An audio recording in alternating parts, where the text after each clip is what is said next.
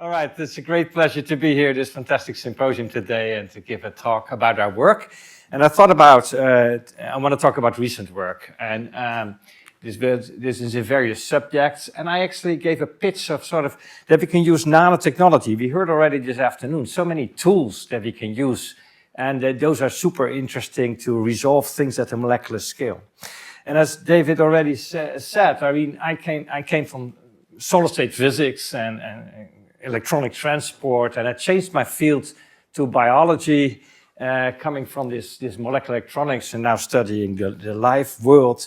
And that actually is just my all-time fascination. But early on, as a sort of teenager, I chose for physics rather than biology, because it's biology, the classical view as a high school implanted into my brain is this, yeah, it's zoology. That's fascinating too, but it's very phenomenological and not so quantitative. And as a physicist, I really liked physics more for that aspect. But that changed over time. And I think that's also partly due to technology.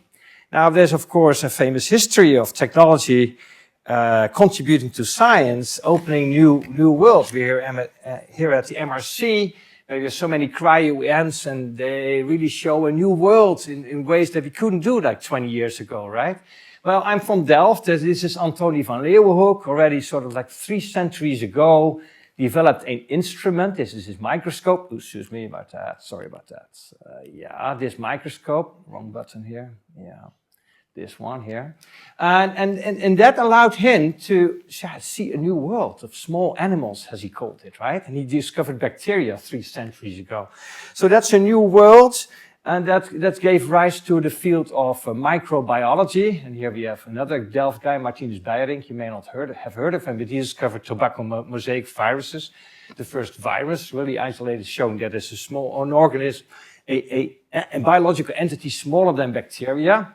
So that opened up microbiology, and very, very used to that term microbiology. But I think we now entered the era of nanobiology, and that may sound like a high term to you, but I mean, I think it's very appropriate, because nanoscale is the scale of the size of proteins and all that basically constitute the molecular world of our cells.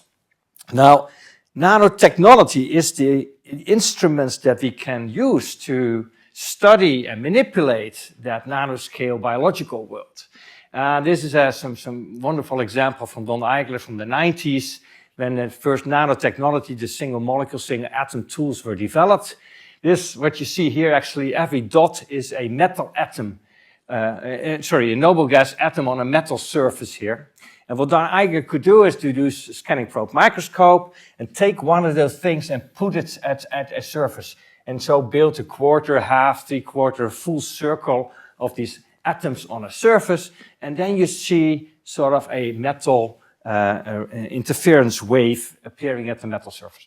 Well, it's just an example of nanotechnology, because it shows the ability to at the level of single atoms and molecules, have the tools to image there, to build there, and to measure novel properties, because this property wasn't there first, and now you can actually use these single entities to study these properties.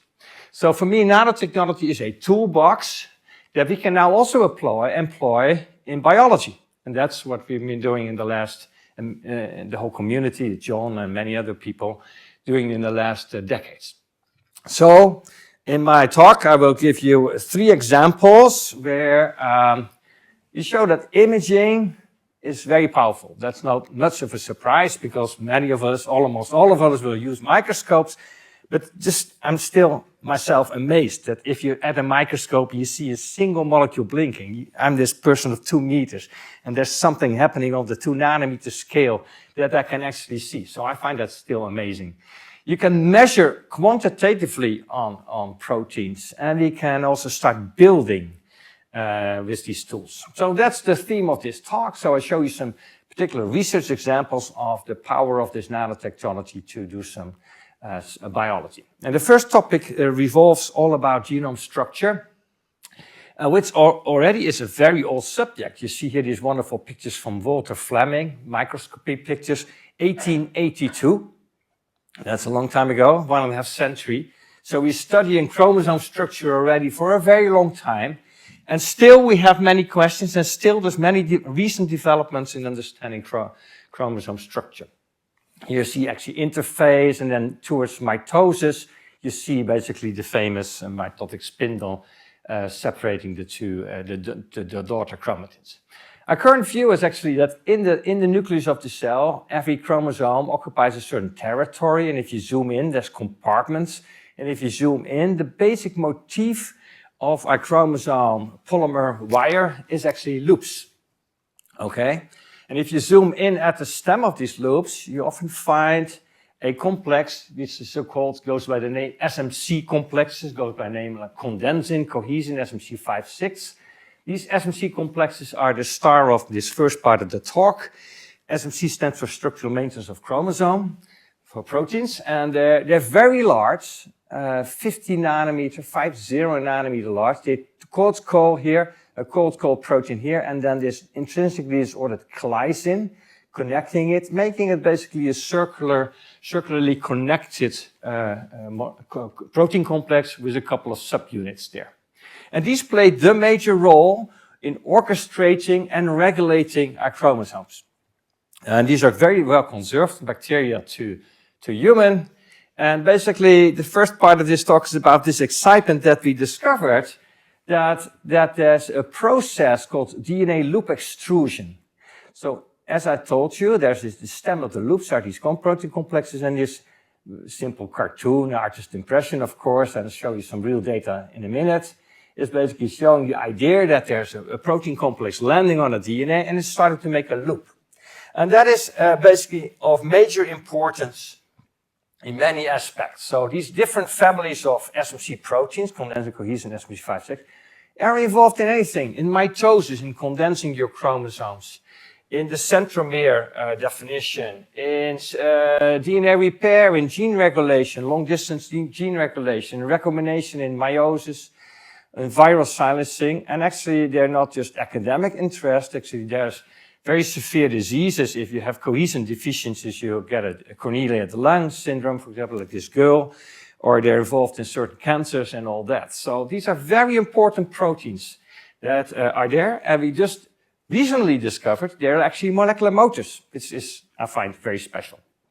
Okay, so I came into this field some 10 years ago or so, and then there was a dispute in the field that it was clear that these SMC proteins were in some way connected to condensing our chromosomes, for example. Now, if you take, and the common view was that if you have a polymer wire, you big DNA, you want to condense it, you can do, for example, that you have a protein binding and it bumps into something else, it clicks there, it clicks here, it clicks here. You just clump the whole thing together. That is a way to condense your chromosomes, right? And it was thought to be like that because these are ATPases, these SMC complexes, but fairly lousy ATPases. They burn only a few ATP per second.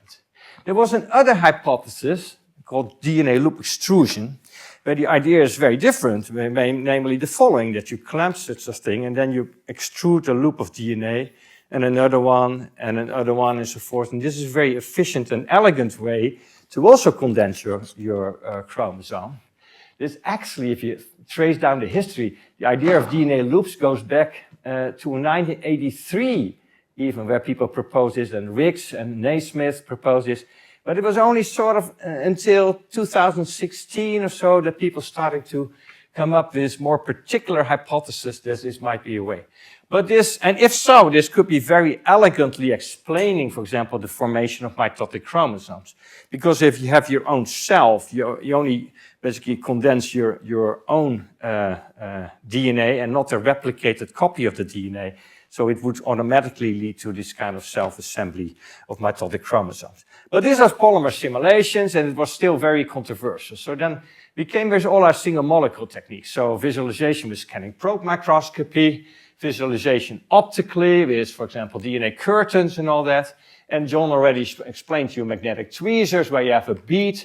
If you throw in these SMCs as a function of time, you can see the condensation process in real time. So these kind of single molecule techniques really were helpful. The nanotechnology here was helpful to resemble this. And maybe the most striking essay was in the end a very simple one, where we used turf near-turf, high-low microscopy to visualize a DNA molecule on a surface. So here we take a very long DNA molecule, say lambda DNA, 50 kilobases or so, and we attach it at the two ends on a surface, and we put a intercalator dye for visualization. And then you get a picture in your microscope like that. Here you image the DNA molecule. Now what you can do is to throw in condensin, SMC, motor proteins there, and ATP. Oh, the movie doesn't work, I don't know. When you see a cluster there of that stuff appearing. And if you now apply a flow in the plane of these molecules, you see that this is not just a cluster, but it's actually a loop. In fact, we could see in real time before your eyes the formation of such a loop. This was work by a postdoc, Mai Baganji, collaboration with Christian Hering's lab, who purified these proteins in Heidelberg. And here you see a DNA molecule attached to the two ends. There's a flow pushing it a little bit up. And now there's actually a loop growing here as a function of time on the time scale of a minute or so. You see this loop growing as a function of time. So this was unambiguous experimental evidence. Yes, this loop extrusion occurs.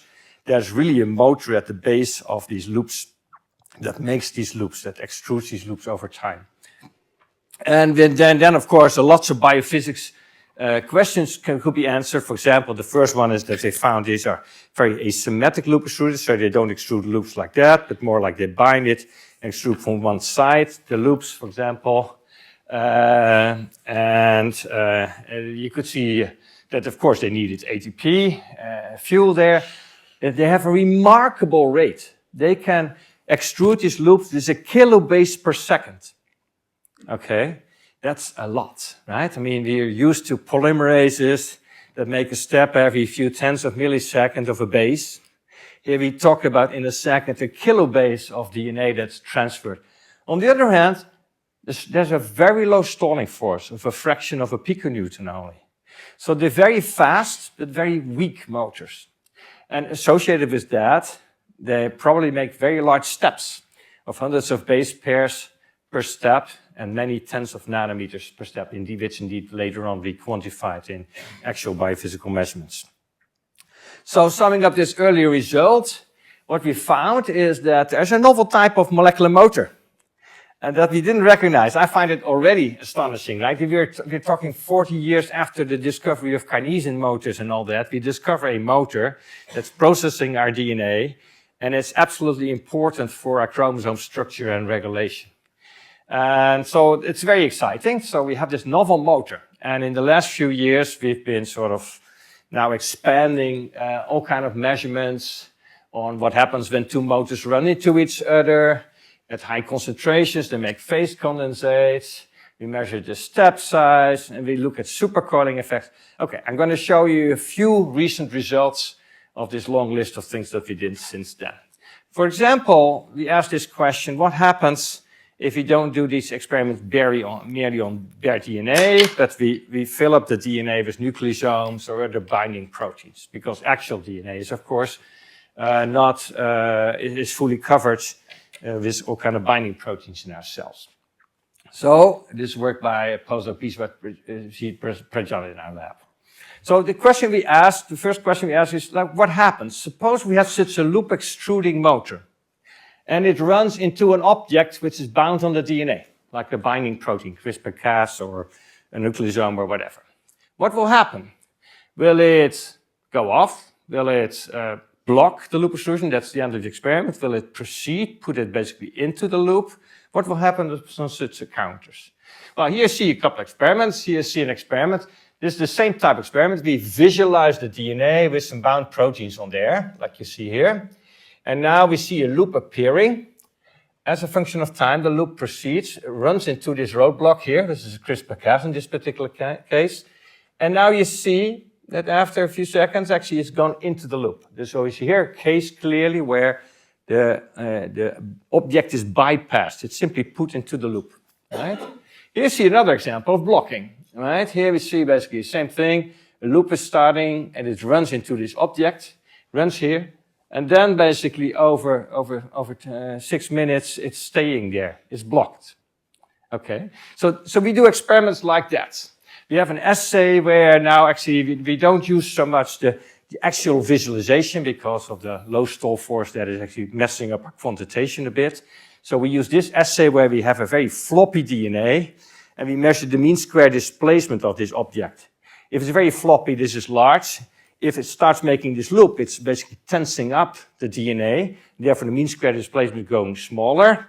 And later on, if it goes into the loop, it fluctuates again a lot. So we see basically quite accurately if it does indeed get incorporated into that loop. So we have different categories of experiments, ones that get blocked, ones that are passing, and so forth, and we can distinguish this. So what's the results? Now we looked at nucleosomes, RNA polymerases, DCAS9, and all of these objects basically zip into that loop. They're not blocked, they're hardly blocked by these kind of objects. Okay, we got curious, we make larger objects. For example, we had particles attached to a CRISPR-Cas, which was bound to a DNA. You can do same experiments. So here's some experiments with some 30 nanometer gold particles. Basically, you do these experiments, and what we see again, they can basically into the loop very easily. Even larger, ridiculously large, 200 nanometer particles, right? So what is the result for the 200 nanometer particles? This loop extruding condensing is running into it, and it still simply passes it into the loop. Right? What's happening what's happening upon the encounter is the complex opening up and grabbing behind. For example, to test that, we teamed up with Jan-Michael Peters' group from Rueda, who has a particular cohesion variant, which is one big fusion protein. So here the CoD-Co, the glycine and the CoD-Co are three separate molecules. This is one big molecule, which is also covalently attached near the hinge.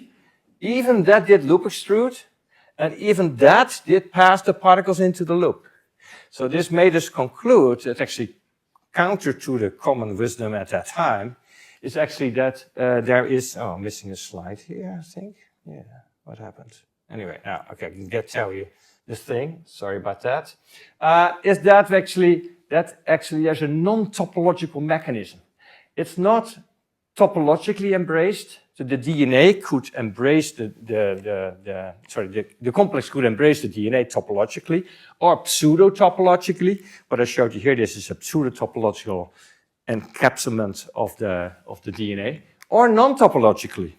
What I mean is that maybe the DNA folds itself around the DNA. But actually, if you would unwrap it, it would not be topologically bound. And indeed, we conclude this actually these measurements indicate a non-topological way to extrude those loops. Then we sat together with a couple of people. You see Christian Heering, Benjamin Rowland, Jan-Michael Peters, and myself here in this picture at the conference in TTC. And we phrased a hypothesis for a model, which we call the real and SIL model, and you see that on the screen here. And this combines all the experimental evidence at that point 2 years ago that we had, which is lots of work from Jan Leuwe and other people on the crystal structures, which resolve the particular, say, ATPase head domains and so forth, the hinge domains and so forth, Fred experiments from Jan Michiel, and our visualization experiments and so forth. And a picture emerged that it might actually work like this particular model.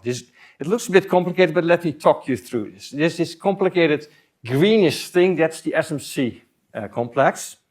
And that holds the DNA at this point and at this point, at 2 points. And this actually is the loop that's being extruded, okay? Now, the most important event in the whole ATP hydrolysis cycle is the binding of ATP. If that happens, basically, these two heads clamp together and they open up a binding interface for the DNA, which is clamped onto the top of these heads. Completely consistent with Jan Leuwe's and many others' cryo-UN structure. This is an important event because this DNA is double-strand DNA. It's pretty stiff. It's temporarily pushed into the lumen of this upper cold regime. And therefore, it actually opens up this structure. It pushes that hinge completely up. Now, at this point in time, ATP hydrolysis can take place. If that happens, this opens up again. Now this DNA therefore is released into the loop, and bound by the hinge there, that piece of DNA is bent back and brought back to with the nipper PBL to bind at this particular point, and you're back at the starting position, and you've created a bit of DNA into the loop. Actually, it's visualized in this movie that you see here. Maybe you have a quick look at that. So you have the ATP binding, that makes a conformation change, that pushes the DNA inside the lumen there, pushing this stuff up there, and then you get this kind of arrangement. Now this hydrolyzes, and therefore this is transferred and it folds back into its structure. And this is a way that you can imagine that loop extrusion is proceeding. And it's compatible with many experimental data, including the fact that you would have non-topological procession of this loop extrusion process. So, yeah, this was the slide that was missing. These experiments showed that there's a non-topological modus for loop extrusion. It also actually, the data show actually that loop extrusion can happen in cells, because many biological objects can simply be bypassed. So this loop extrusion can actually proceed there. So the conclusion from these experiments is that virtually nothing can stop this loop extrusion process. However, there are a few exceptions. One important one is a protein called CTCF. That's a protein that can bind on the DNA, and it was known already from high-C studies that it plays an important role in defining the domain structure in chromosomes, in interface. So the idea is that there might be an interaction of cohesion to this CTCF, and if the cohesion does loop extrusion and it encounters that CTCF, it stops at that particular point. This is what we tested, collaboration with Jan-Michael Peters, a paper in Nature 2 years ago, where we tested this with a single molecule method. And here you see some of the data. So we labeled the DNA, we labeled the CTF protein, and we studied basically the encounters of this, the CTCF and the loop extruding cohesion. And we basically count then how often does it stop there, get blocked, or actually passes it by. And we found actually it's an asymmetric blocker. It blocks from one particular terminal of the protein more than from the other, 3-4 times more efficiently. And it blocks it actually from the N-terminal side pretty efficiently, 50%. Before I showed you most things block only 10%, but this is now 50%. So this is actually important protein in defining chromosome structure, domain structure. And a surprising thing we found is that this interaction is not like a yes-no answer, block, pass. It's actually force dependent. So depending on the tension in the DNA, this can actually, CTF can actually be a very efficient blocker, like 100% blocking, or actually completely lousy blocker if there's no tension at all. If there's no tension at all, it does not block. It's only when there's tension, strong tension on the DNA, or strong tension actually, tension on the DNA, that it blocks. Which actually is an important realization because this makes this context dependent in the cells. Because in some areas in your nucleus, there will be processes happening like transcription or other processes that actually create local tension. And then the CTCF has a different effect than if there's not the process happening. So it becomes context dependent. Here's another exception, and it has to do with telomeres. This is work with Stéphane Marquand from Paris, done by Brian Allegro and Alice Desheis students, and they looked at the effect, what happens when condensin runs into a Rep1 array. John already told you about telomeres. This is the yeast telomere, which basically is an array of Rep1 proteins. And we wanted to check out what happens there. So what we did is the same type of assay. We have our assay of a DNA molecule on the surface. And actually, now somewhere in the middle of that DNA, we engineer a small array of Rep1. Okay, and then we do the same type of thing. We count if it blocks or passes that particular array. Now, if we just have a single Rep1 dimer, it doesn't block at all. Fine. That's very much in line with what I told you. Small proteins don't hinder the loop extrusion. However, if we have a 100 nanometer long dense array, it blocks basically a vast majority of the loop extrusion. Right? So telomeres are not passed by the condensin. Actually, biologically, it makes sense. This is really a biophysical effect. It's only the DNA binding part of the protein you say the same type of blockage, suggesting it's really the accessibility of the DNA in that array, where the condensing has to grab somewhere and it cannot do it now. If we make gaps in the array, like there, so gaps of say 16 base pairs or so, then actually the blocking efficiency is dropped completely. If we fill up the gaps with LAC-I, completely different protein, we're back. And if you do only LAC-I, there was a suggestion to the referee, we worked hard, actually same thing. So it's really a biophysical effect. There's no biochemical interaction. With CTCF, there's a clear biochemical interaction. Here's a biophysical effect. A linear dense array will basically block this kind of stuff as well. Now you can do all the things like make the array short or long. You get the predicted things. Long array block a lot, short arrays not so much. Same thing if the gap size, if you have a large gap size, you get not much blocking, and a very tiny gap size, you have lots of blocking. Again, this is all force dependent and all that. There's also beautiful in-cell experiments from the group of Stefan Macron. He did, for example, engineer such an array in the middle of a chromosome, chromosome 7. And then you did ChIP-seq probing of one of the subunits of condensin. And then this red bar, for example, shows you that there's lots of condensin just right next to that array, which is engineered. However, if you now make a sparse array, in the same array you make some gaps, then again, you don't see that condensin there accumulating near that array.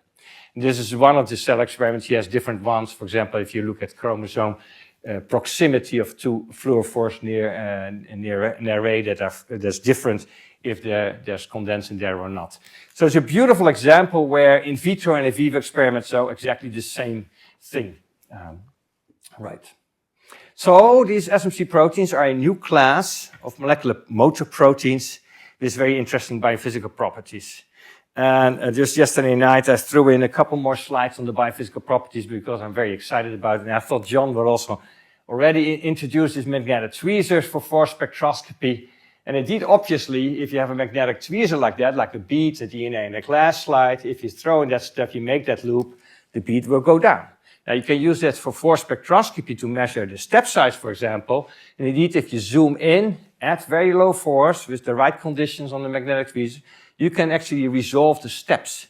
And indeed, we can measure the step size, which goes like 50 nanometers and goes down with higher forces, which corresponds to hundreds of base pairs every step. So every step that it makes, it puts hundreds of base pairs into that loop. Now, interestingly, we developed a variant of the assay, worked by Richard Janissen and Roman Barth, also collaboration with Jan-Michael Peters, where we measure that not only does these motors step like that, they also twist the DNA like that. Every step they put in supercoiling into the loop. How do we measure that? Now, that goes as follows. If you can look at this assay a little bit. So, we can take these external magnets and rotate these magnets. This DNA is torsionally constrained. So if you rotate the external magnets, the magnetic bead will follow. And therefore, you put some coils into the DNA, supercoiling. This is a well-known effect by magnetic tweezers, already known for 25 years, right? And then you can make, for example, a curve of the height, where you twist on the right or twist to the left, and then the height goes down. This is this head curve, magnetic tweezers. Okay. Now, if we do our experiment and we throw in the SMC and ATP, of course, and suppose for the sake of argument for the moment that it will indeed do what I just told you, it will put twist in the loop. Then, without turning in any magnets, actually it will spontaneously put twist in the loop here, which is extruded, but it's topologically constrained. So if you do that, it actually has the reverse sign twist in the rest of the DNA molecule. Now what we can do is take the external magnets again and rotate those away, right? Just by rotation you remove those, because this is one single object which is locked there. And therefore, we actually get a new head curve, which is actually displaced. And displacement is the direct measurement of the amount of coils that are put into the loop. Okay, so we make a number of steps, and now find that we have a displaced head curve, and therefore we have directly measured the amount of twist that's generated. Now we can count the number of steps, and we can count how much twist is generated. That's what we did. Suppose you do a single step, then you can find that the amount of twist is about minus 0.6 supercoil. So next to putting DNA into the loop, it also coils it by minus 0.6 supercoil. If you have, say, 3 steps, you get 3 times that is 1.8. Right? So on average per step, we find very consistently that we have minus 0.6 supercoil induced in this process. This was first for cohesin.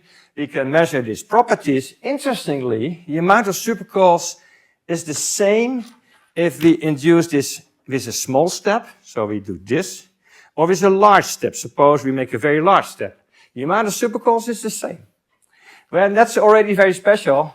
And also, it's actually very independent of force, whereas most other properties as step size are very dependent on force. So, we actually, this is a very conserved property happening for everything, human cohesin, yeast condensing, yeast SMC56, all minus 0.6. And so we already have, I think, to adapt our model for the real and seal, which I told you, which is complicated wire diagrams, putting it up. There's some evidence actually that these coiled coils actually make a rotation of 180 degrees. We think there's 2 contributions to that 0.6 supercoil. One is the fact that at the moment of ATP binding, you have a conformational change of that NAPBL, and actually that already induces a rotation of about 60 degrees there. On top of that, you have 180 degrees sort of because these arms are not just stretching out, but they're also coiling about like that.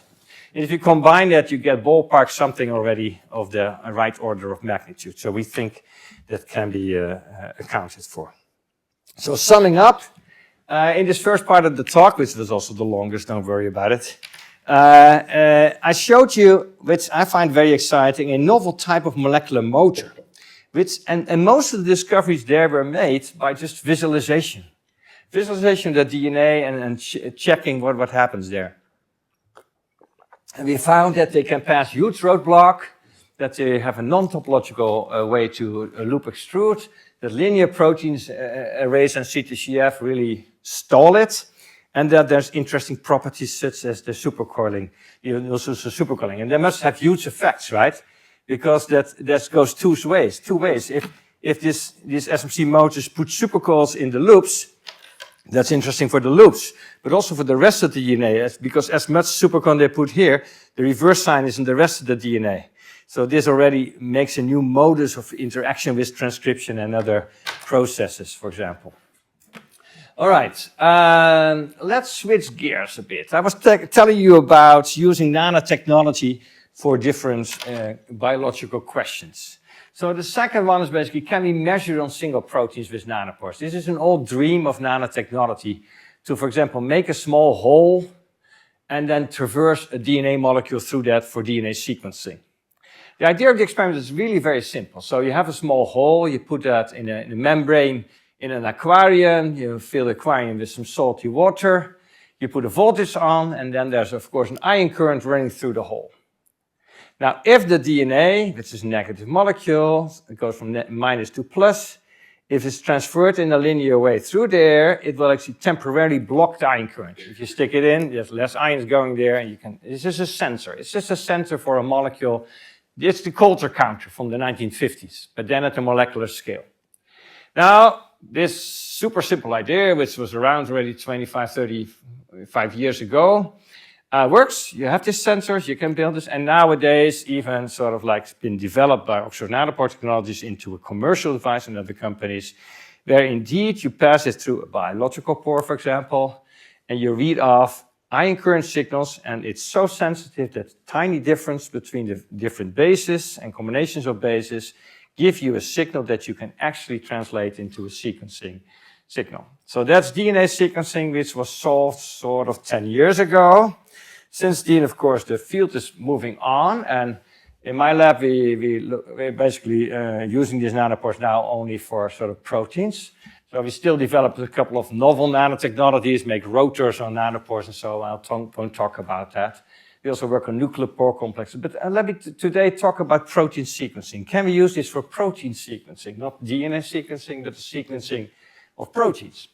Well, that's very important because you might think, you know, the human genome, we have 20,000 genes. So what is there to know? We know proteins, right? And protein coding genes, and that's it. But no, there's lots of transcriptional variants.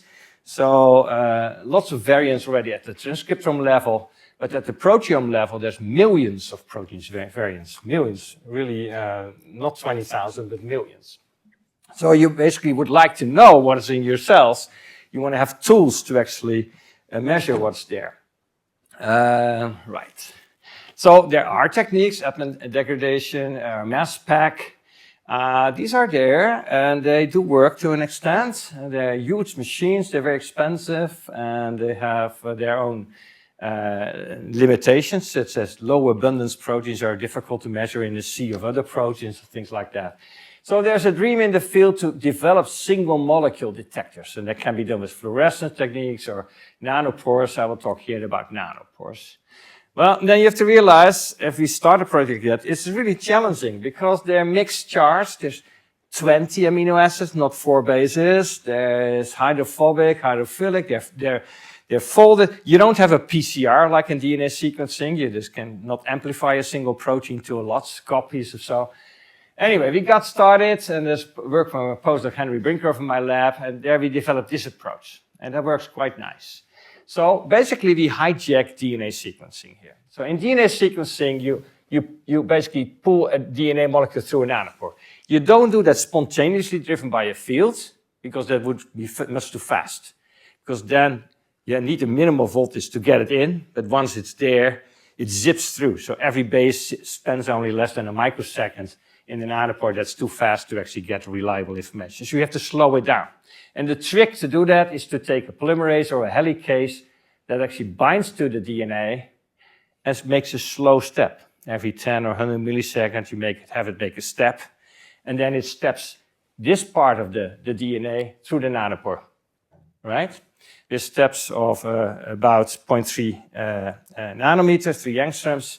And that's because this particular helicase 308 makes 2 steps per ATP hydrolysis cycle, stepping the thing nicely too. So the trick we did is to take this principle of, well-proven principle, well-developed since a decade of nanopore sequencing for DNA, and now we attach a peptide chain at the end of the DNA. If you do so, the helicase keeps stepping up the DNA, and now it's putting the peptide through the nanopore. Idea is simple, right? So you can do that, and it works. Okay, so you have here, for example, a typical trace. This is an ion current as a function of time. So all these levels correspond to pieces of DNA in there. So this is actually a DNA sequence signal. This is very well understood. Here we enter the linker and then the peptide, where we also see steppy signals, suggesting that the approach works. We can actually transform the time, the actual time, to helicase step numbers and compare the DNA sequencing part to calculations, because this is well developed. So until here we understand the signal even quantitatively with good modeling of the signal. And here we have to develop our own codes to do peptide sequencing. Okay. The first thing we did is actually to check the sensitivity. For example, by substituting at one particular point in the peptide 3 different amino acids and seeing then consensus signals in red, yellow, and blue here.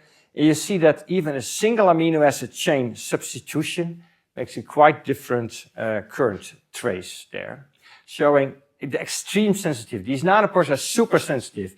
Local atomic chains can be easily measured here. And then we can do a so-called confusion matrix, which scores how accurately you can predict whether a signal is in the blue or yellow or red category, and get numbers of sort of 90%. Moreover, we found a trick actually, that if we use high helicase concentrations, we can reread the same molecule.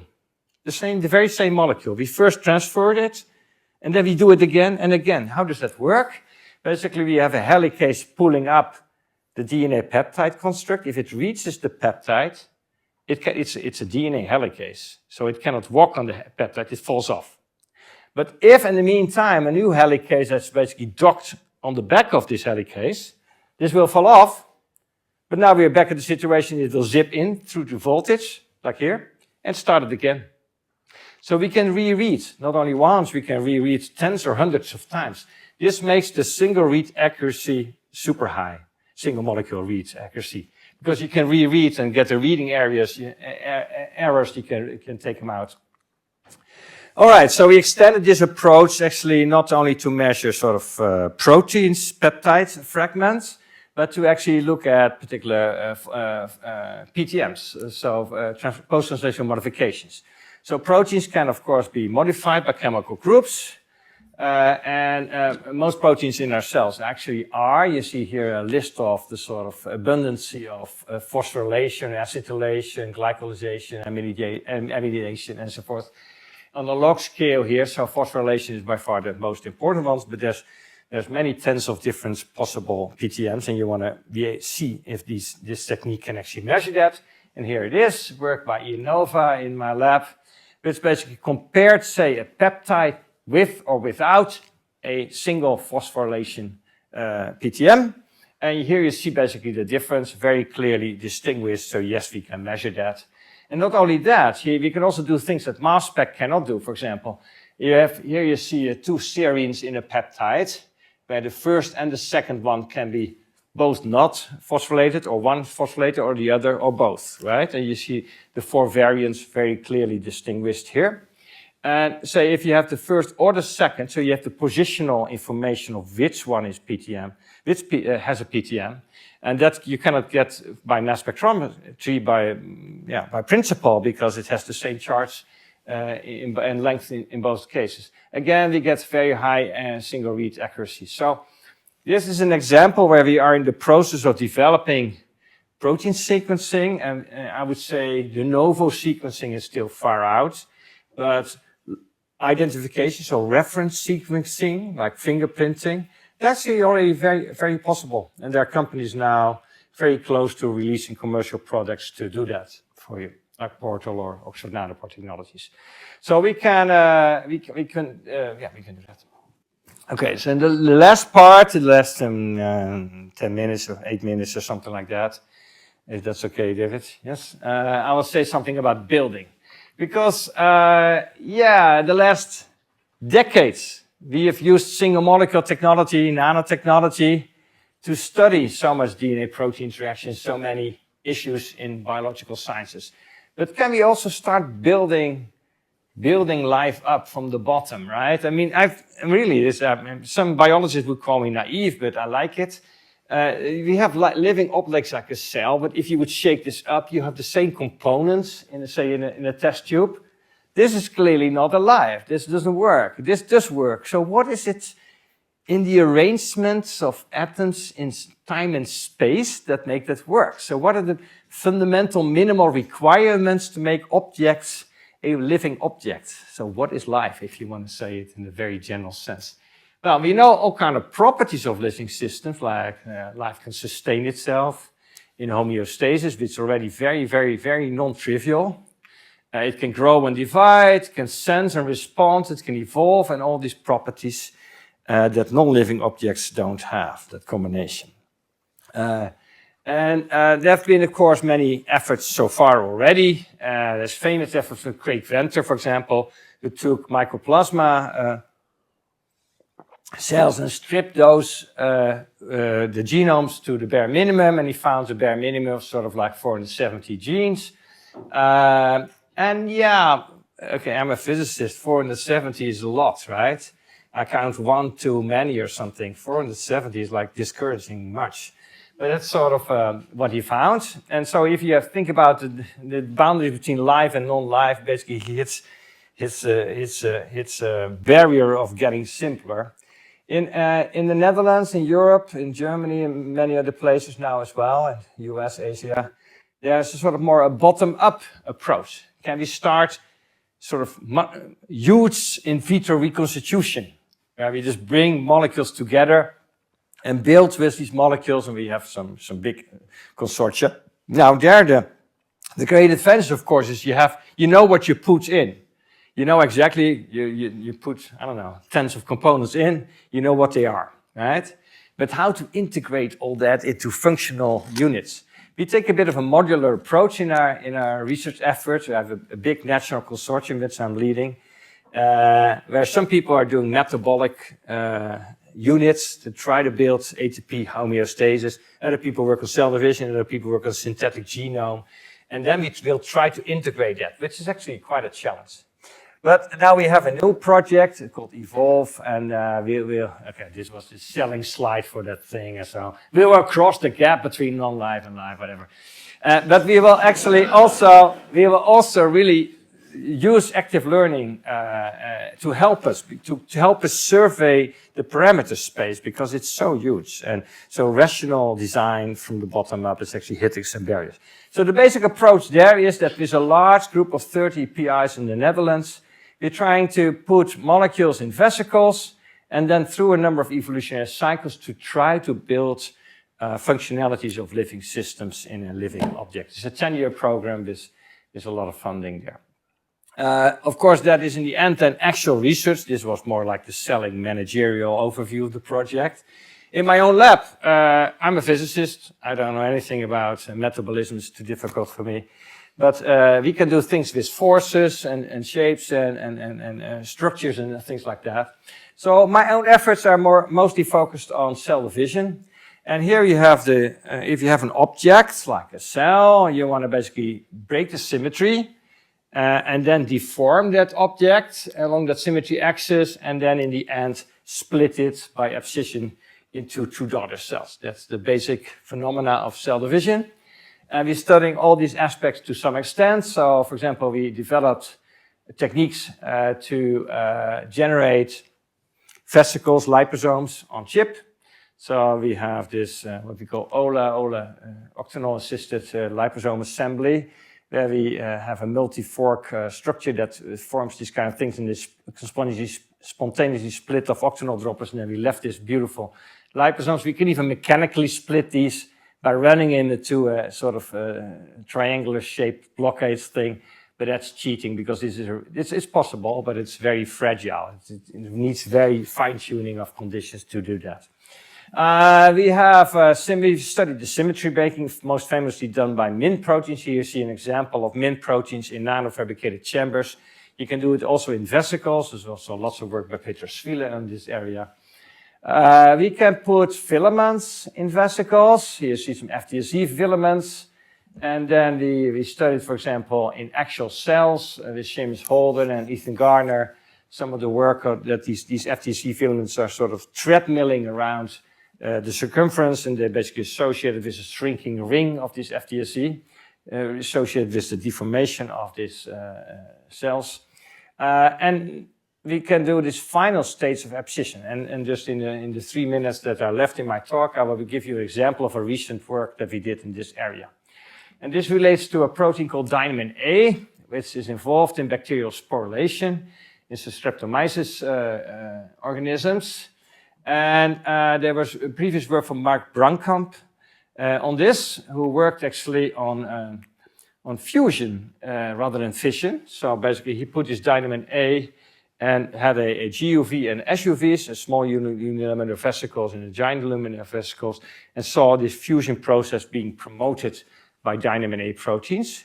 And there was a speculation in the literature that for the same reason, because this is so-called forward topology, if you switch that around, you have a different topology. If you don't put the dynamin A on the outside, but on the inside, in this topology, it might actually then induce basically the closure of these membranes here, and therefore inducing cell division. This was not shown experimentally, but that's what we've shown now in our own work. For that, there's work by postdoc Nicola De Franceschi.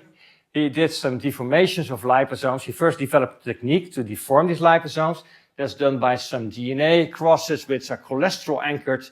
And by the cholesterol anchor, they induce curvature here. And in doing that, if you put it on the outside, then you basically make this kind of dumbbell-shaped structures. If you put it on the inside, by the way, you get this inverse stomatocyte structures like that. Okay, we use this kind of structures as a starting point for our cell division study. So we use these kind of structures. Here you see an experimental example, here you see another example.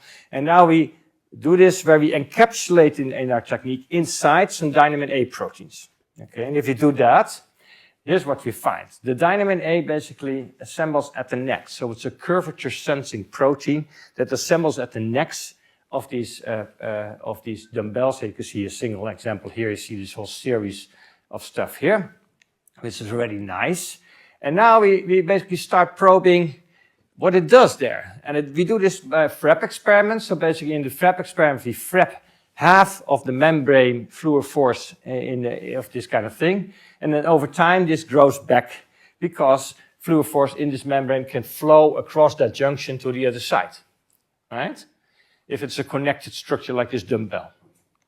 Right? But what we found is that we had different classes of this kind of experiments. One is indeed what I showed you. We FREP half of this structure, and we see it come back because the fluorophores in the membrane flow to the other side of the dumbbell. But sometimes we would actually find that if we FREP this experiment, nothing comes back there.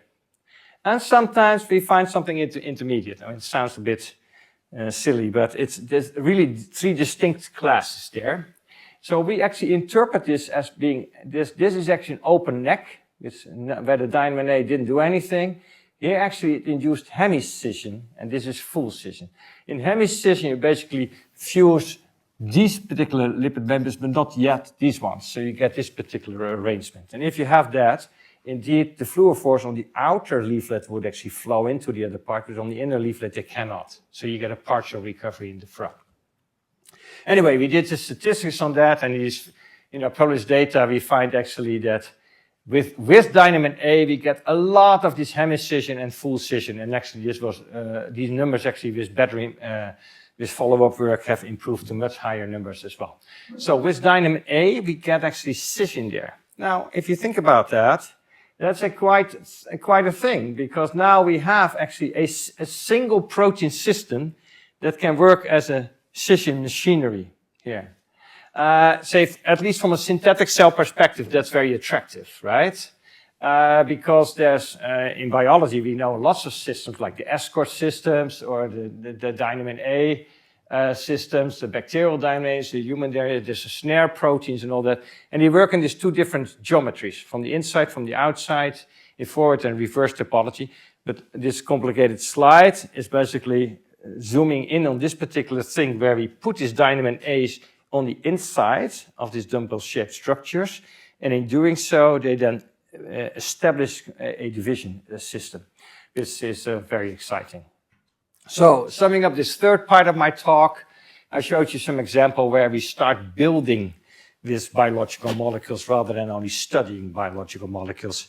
It's another theme that's in nanotechnology where you can image, you can study the properties, and you can build with these kind of structures. So with that, I come to the end of my talk. I showed you some work of recent work on SMC motor proteins, some nanopore single molecule fingerprinting and sequencing, and some earlier data on synthetic cell division. And I want to give credit to my wonderful group members. And I do want to mention that we have no less than 5 postdoc openings. So if you happen to have an interest, please contact me and let me know. Thank you very much for your attention.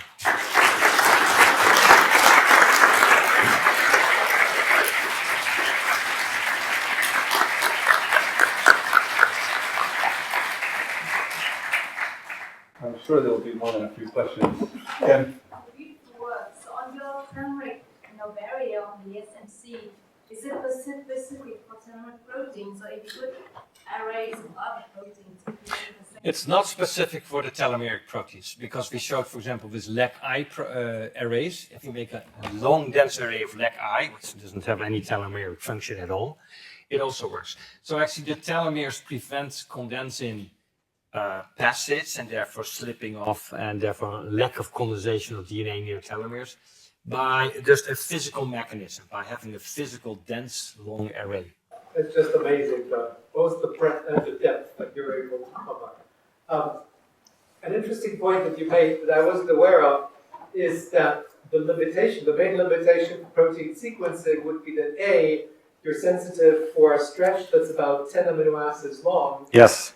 And you have a large alphabet. really basic. Yes.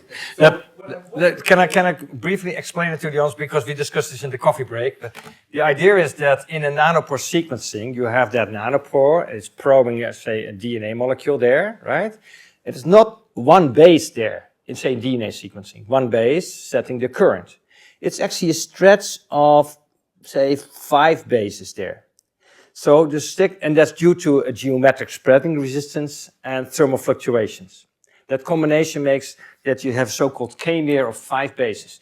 Now, single-strand DNA bases are separated by 7 angstroms. The amino acid by 3.5 angstroms. So you have 10 amino acids there. At every point, you have 20 possibilities, so it's impossible to build a library. Now your question. So you already answered it, yeah, right? Oh, okay. So with a biological core, somehow I might have expected that you could focus in even more. But We're trying that. So yeah, we'll see where we end up. But I'm actually a bit pessimistic because it's such an intrinsic property. We worked with graphene pores in the past, for example, which would be the ultimate geometry, right? And they have their own material science property, but from a geometry point of view, that will be the ultimate low geometric spreading resistance and all that. We'll see where we end up. We are doing some protein engineering to make it even sharper. But, yeah. Better approach might be actually to make recognition groups there that binds specifically to, say, one of the 20 amino acids or a group of the amino acids, and then have combinations of that. That might work. Just an immediate follow-up to that. How do you think the thermal fluctuations would change with some of these PTMs in there, given that some PTMs can be very, very large? So would that reduce your sensitivity? The sensitivity of the nanopores is not really the problem, because they're hugely sensitive. This is more a geometrical problem. If you have like a local PTM at one spot along your amino acid chain, your peptide chain, it will fluctuate, but it doesn't matter because it will fluctuate on the nanosecond, microsecond timescale, and that you measure on the millisecond timescale, so those are averaged out to one particular current value. Is that answering your question? Okay, thank you. Also following up on that, so the length of the amino acid chain is limited by the distance between the narrow neck and the helicase. Do you have plans to displace the helicase? John is completely right. This approach that I showed you today is completely limited to a peptide length of, say, 25 amino acids. That's not very impressive because most proteins are hundreds of amino acids long, so you cannot do a full protein. Multiple things to say about it. One is there's already huge classes of important peptides, say immunopeptides, which are only 10, 15 amino acids long, which are on the outside of cancer cells, which are very interesting to measure, and there's very limited techniques to do that. So for that, there are applications that are very useful for that. The other thing is you can take the shredding approach, which people already use in mass spec, to actually take a digestion and then look at the digested fragments. We're looking into that. The third thing is actually, yes, there are approaches where you get rid of the helicase and use other modes to drive a complete protein through. With electroosmotic flows, we can drive probably mixed charged amino acid chains through proteins. And then by choosing conditions, we may be able to slow it down enough to do full protein. So there's still, this is a rapidly developing and very young field. We have to see where we end up there. So, out of curiosity, can you use AAA helicase, for example, that can drag protein through for Feedbacks. just AAA helicase, ATPases, that can, instead of threading nucleic acid helicase, you can thread. Oh, yeah, sorry, that's a good point. Yes, it's possible to have a peptide translocase, basically. That's what you mean, right? I would be super interested to hear what kind of one you have in mind. There's a Clip X, which is the major one. People do use it. It doesn't make a step of a single amino acid per cycle, and that's really a disadvantage. Early data showed that actually the step size is 3, 4, 5, and rather random amino acids per step, which is really a disadvantage. More recent data from Jet Nivala at Seattle suggests that the step size is 2 amino acids. Still not 1, but yeah, fingerprinting can be done, and for example, indeed, the continuous translocation can be done that way. So he's working on that together with Oxford Nanopore Technologies. I was also very interested in that sequencing example you showed. I noticed that you have all DDEE peptide. What happens if you have a peptide that is rich in hydrophobic amino acids? Yes, I was very brief on that. In the very first measurements, we cheated, or we made our own life a little bit easier by only having a negatively tailed peptide, because that would be drawn into the nanopore just like the DNA. In more recent work, we work for more with mixed valence peptides, so partly positive, partly negative. Those are problematic because the positive ones don't drag through the nanopore in the same way as the negative ones, actually go in the opposite way. So we're developing schemes with electroosmotic flows where you basically coat, for example, the nanopore walls with a certain charge. And then in a field, this charge, the counter ions actually run through the nanopore and drag along the water and drag along the analytes, irrespective of the charge. That sounds almost like science fiction, but it can work, as is shown in a different layout of nanopore work. And some people have done mutations of the nanopore, so you can work with origami, or you can work with all kind of tricks to make the local charge there differently. So that would something like that work also for hydrophobic coating? Another point indeed, there's also hydrophobic. We found out very early on. So the bottom line is these nanopore signals, the nanopores are so sensitive, you get a very distinct signature in your current trace. Now the next question is, how do you interpret that particular wiggle? And that's where it becomes very specific to the particular peptide, and all these effects come into play. The particular residence of charges near the nanopore mouth, also hydrophobic interactions to the inner side of the nanopore, pulling the whole peptide aside, making larger currents, for example, counterintuitively. All these kind of things can be modeled by molecular dynamic simulations, but these are, of course, quite extensive for a particular peptide. So, yes, it's still a long way for de novo sequencing and simple biophysical interpretation of these signals. But the sensitivity is such that you can already use, as an engineer, these wiggles to identify with reference sequencing some peptides. Right, in the interest of time, I'd like to thank Cees Dekker one more time.